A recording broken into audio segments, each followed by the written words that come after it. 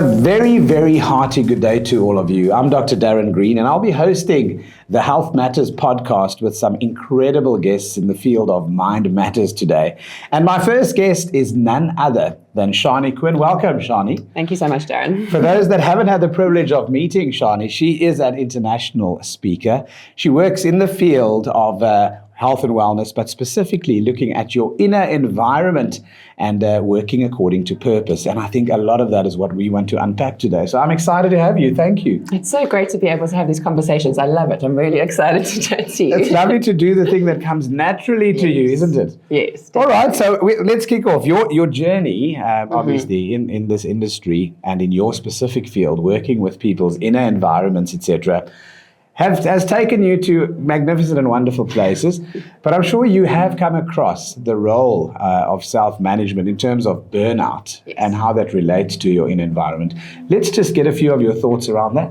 Sure. Well, if we're talking about my personal journey, I feel like I'm an expert on how to manage burnout because I've been through that journey myself. Okay. And yes. I often talk and say I feel like I'm a guinea pig, that I have to do it all and experience it all for myself. And then I know what I can share with others because it's worked for me. With conviction, obviously. Yes. But it does get a bit exhausting. I'm like, okay, managing myself now. Okay. So my journey has included going through burnout many years ago when it was more emotional. So that was more around my relationship with my ex-husband and his mental health situation. And so it was managing that and going through the divorce. And so emotionally, I burnt out and I was like, and I actually took a year off. I went off and I traveled. I did my own Eat, Pray, Love journey. I went to India first and then to Bali and then to Australia. So for 9 months I was traveling and I was doing yoga for charity and also for my own healing. Wow. And then that was my emotional burnout. And then a few years later, after I came back, I was working hard and building my yoga business and creating all these amazing businesses and supporting so many women. Amazing, and then burnt out mentally and physically because now, once again, I was like, okay, now I'm doing everything myself. And I was like, I don't need a man. I can do this all by myself. We all want to be independent all the time. Totally. But we are herd creatures, aren't we? But I realized what the problem was, or what the issue was for me, was that I wasn't delegating to anyone else and I was trying to do everything myself. Even though I had a company and I had a team and I was still pushing myself too much and too far. And then I landed up realizing, okay, this is what happened. I need to really redesign my life. And I was facilitating retreats in Bali at that stage. Okay. So I was going to Bali, and every time I went to Bali, I landed up staying a few extra weeks or months because this is my time to recover. And so eventually I did my last retreat in Bali, I think in 2018 that year. And I decided I'm not coming back. I'm just going to stay here and focus on my own healing. Wow. So it was a very big decision. So that was a mind shift moment for you. Big mind shift moment. Yes. And also I felt I didn't want to let people down. And that's what often comes into it, is that we're so busy people pleasing for others that we're not looking after ourselves. And that was my biggest message. And so I had an out of office email for a year. I disconnected from social media for a year and I just focused on my healing. Focused inward. And I lived in Bali for 5 years and worked there and it was amazing.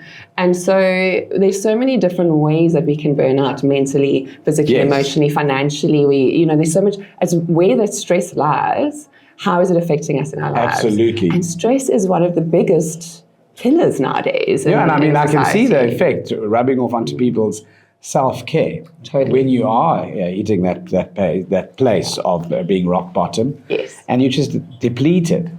Often we look for signs, physical signs, and self-care is one of them. Mm-hmm. In your experience, the role of the buzzword self-care and how that relates to your action plan? Well, so often self-care is seen as being selfish, almost. Yes. And nowadays, luckily, things are changing and evolving and shifting. And I see as self-care is essential to all of us, whether you male, female, like everybody needs self-care. It's not just a massage. What does self-care entail? What does it mean practically to people out there? Well, a lot of people think it is just a massage and going for maybe a manicure and pedicure, but it's not. It's a daily practice where it's about taking care of yourself. Wow. And what does that mean? And for each person, it's different. And there's different ways of doing that. But for me, it's about creating space. Yes. So that's the first thing that I do when I feel like I'm feeling my nervous system is buzzing a little. Like, how can I lower that stress and manage my nervous system and recalibrate it. And for me, it's about creating more space in my life and in my diary. Yeah. So often, if you look at people, everybody's rushing around. The whole world nowadays is all about, striving and be busy. How much can I do and fit in? And we've glorified being busy. So how do we do less? And Amazing. For me, it's all about stress less and shine more. It's about all doing less in our lives. You highlight something that triggered a nerve, and that is a lot of people are stuck in careers where they feel they're not meeting their purpose or their why. Yes. So, you've used yoga, you've used so many other tools. Maybe tell us a little bit about why it's so important to actually respond to that feeling of fulfilling your purpose. Sure. It's really a big one for people, is feeling like we are living on purpose. That's the way I like to frame it. And for me, yoga has been such a big part of my journey, but also the life coaching as well. And I had my life coaching mentor from when I was 23, wow. I think, and she's still in my life. Yes. So having that support and that life coaching support and the life coaching tools, and me doing my own training back, I think it was 10 years ago or so. So coaching for me is, what I love about the coaching is purpose work. Okay. And so I've worked with many people all over the world around what is their purpose. What is it that really drives them? Yes. And we so often think that purpose is our work. And purpose is just actually who you are. And what are you bringing to this world? What gifts are you bringing? And each one of us has a gift. We all have our own individual gifts. So it's like, how do we unpack that? How do we learn what that is for ourselves? And there's so many tools to be able to do that. Sometimes we know what it is, and then we lose it or forget it, or we distracted, or we get sidetracked. Not so. Totally, and it's very easy. To get distracted nowadays in this modern world, we know. But you're an advocate for the balance and care for mind, body, and soul. So maybe share with us a few insights as to how can we better impact that balance between mind, body, and soul.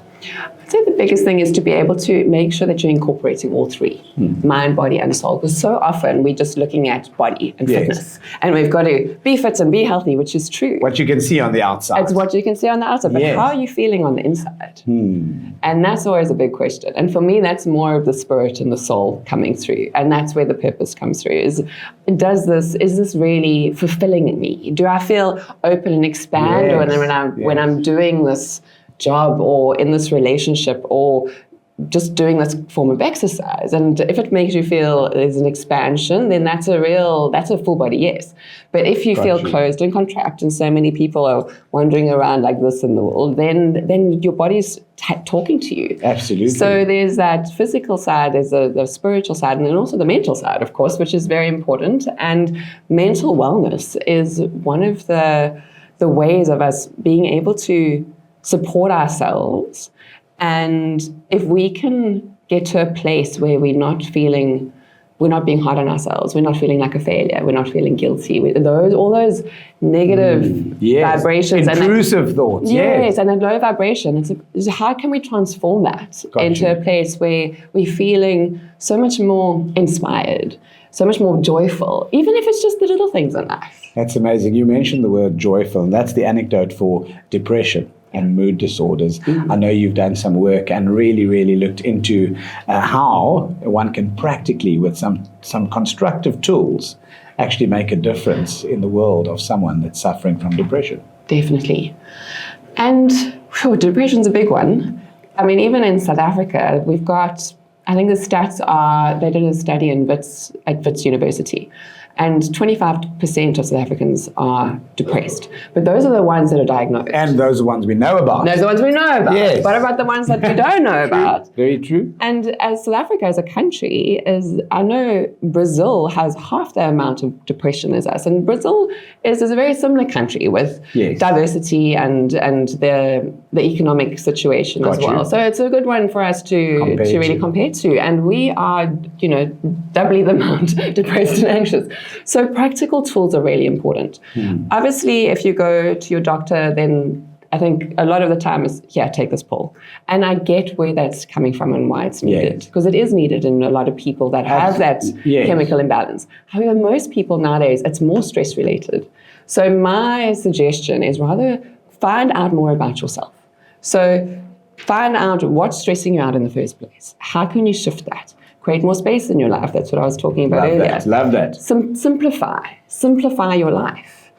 And it's not all about big houses and cars and things. Like, how can you really simplify things so that you feel a lot more calm in your own being?